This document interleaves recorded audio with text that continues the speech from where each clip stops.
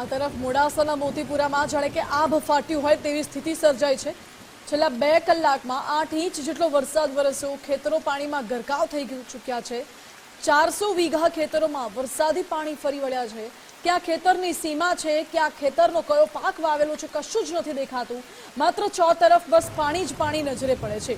મોતીપુરા ખોડિયારનગરના ગ્રામજનો ગામની અંદર જ ફસાઈ ગયા છે, કારણ કે ગામની બહાર નીકળી શકાય એવી પરિસ્થિતિ નથી અને ગામમાં પણ એટલો બધો પાણીનો ભરાવો થઈ ગયો છે। 15 ગામમાં જવાનો રસ્તો બંધ થઈ જતા વાહન વ્યવહારને અસર થઈ છે। ગામની બહાર નીકળી શકાય એવી પરિસ્થિતિ નથી, રસ્તો બંધ થઈ ચૂક્યો છે। પાણીના પ્રવાહમાં એક બાઇક પણ તણાઈ ગયું હતું।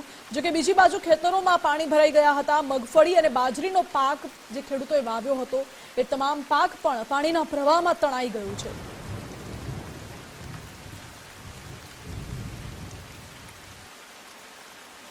વરસાદ 7 થી 8 પુષ્કળ વરસાદ પડ્યો। આ પહેલી વાર વરસાદ અમે જોયો છે અને વાવેતરમાં મગફળી, જાર, સોયાબીન બહુ જ નુકસાન થયું છે ખેતરોમાં ખેડૂતોના, અને ભારે વરસાદના ખેડૂતોને બહુ નુકસાન થયું છે।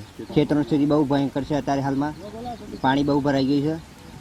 હાલમાં બાઇક બી તણાઈ ગઈ। આપણે એક મુસાફિર હતો, એમનું બહુ જ નુકસાન થયું છે અત્યારે હાલમાં।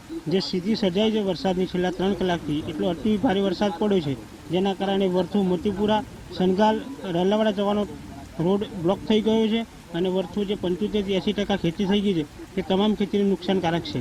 આ અતિ ભારે વરસાદ પહેલી વાર વર્થુમાં પડ્યો છે એવું જોવા મળી રહ્યું છે। અરવલ્લી જિલ્લામાં વહેલી સવારે ખાસ કરીને મોડાસા તાલુકાની અંદર સૌથી વધુ વરસાદ ખાબક્યો હતો।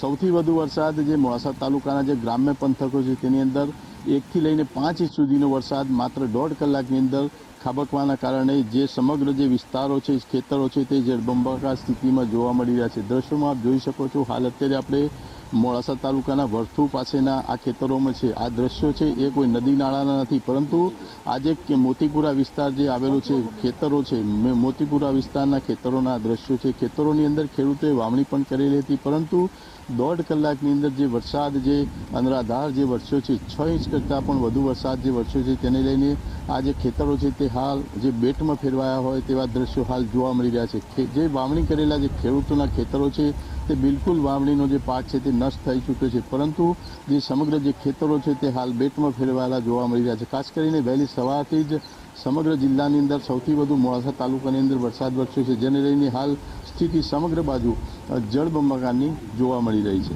વિપુલ રાણા, ગુજરાત ફર્સ્ટ, અરવલ્લી।